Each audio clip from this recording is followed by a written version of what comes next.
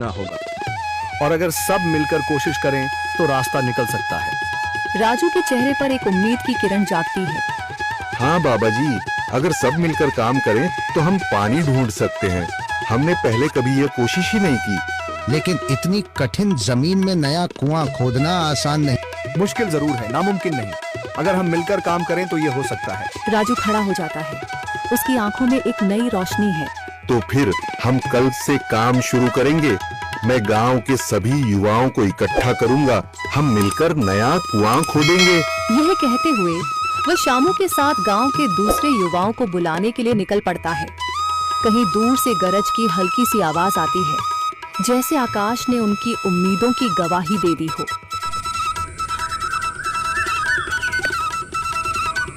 अगली सुबह राजू और शामू गांव के युवाओं को इकट्ठा करने निकल पड़े। चौधरी महेश की हवेली के सामने एक भीड़ जमा है।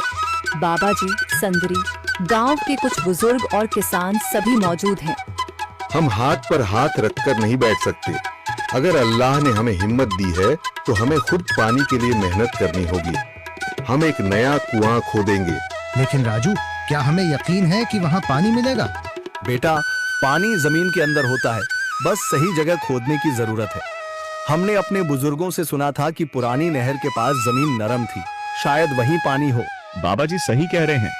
अगर तुम सब यह काम करने के लिए तैयार हो तो मैं अपने कुछ मजदूर भेज सकता हूँ। धन्यवाद चौधरी जी, लेकिन हम सब खुद भी मेहनत करेंगे।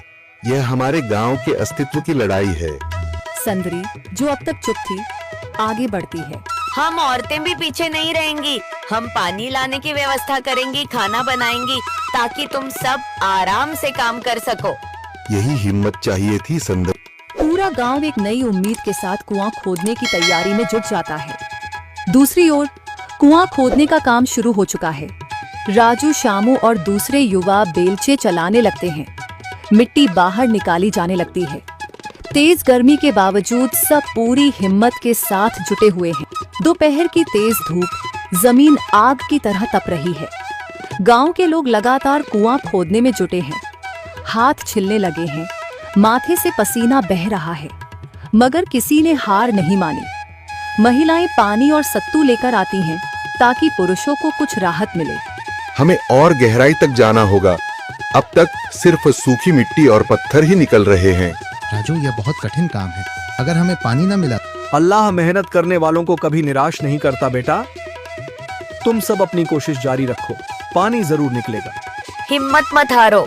अगर अब रुक गए तो फिर कभी पानी नहीं मिलेगा। सभी फिर से जोश में आकर काम में जुट जाते हैं, मगर सूरज की तपिश बढ़ती जा रही है और कई लोगों की सांसें तेज चलने लगती हैं। तभी एक तरफ से रामलाल और उसके आदमी हंसते हुए आते हैं। अरे भाई, तुम्हें लगता है कि जमीन तुम पर रहम करेगी? हाँ हाँ, ना समझ लोग, ये सब बेकार की मेहनत है। रामलाल, हमारा हौसला मत तोड़ो। अगर तुम मदद नहीं कर सकते तो कम से कम मजाक भी मत उड़ाओ। मदद?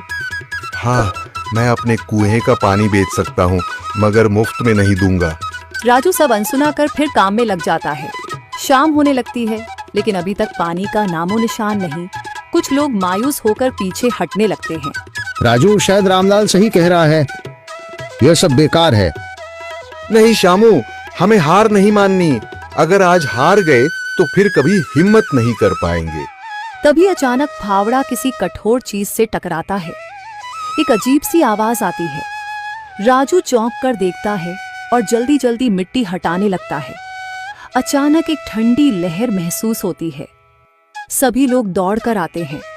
जैसे जैसे मिट्टी हटती है, नीचे से गीली जमीन नजर आने लगती है। सब हैरान रह जाते हैं। सुभान अल्लाह, मैंने कहा था ना, अल्लाह हमारी मेहनत को जाया नहीं करेगा। राजू और बाकी सभी जोर लगाते हैं। कुछ ही पलों बाद अचानक मिट्टी के नीचे से पानी की एक छोटी सी धारा फूट पड़ती है। गांव वाले खुशी से चिल्ला उठते हैं। पानी पानी निकल आया। यह अल्लाह की कुदरत है रामलाल, जिस पर तुम्हें यकीन नहीं था। पूरा गांव आनंद से झूम उठता है। लोग एक दूसरे को बधाइयां देते हैं। औरतें दुआ करने लगती हैं। कुछ दिन बीत चुके हैं। गांव वाले नए कुएं से पानी भर रहे हैं, खेतों को सींच रहे हैं और जिंदगी फिर से पटरी पर लौट रही है। मगर रामलाल अब भी अपनी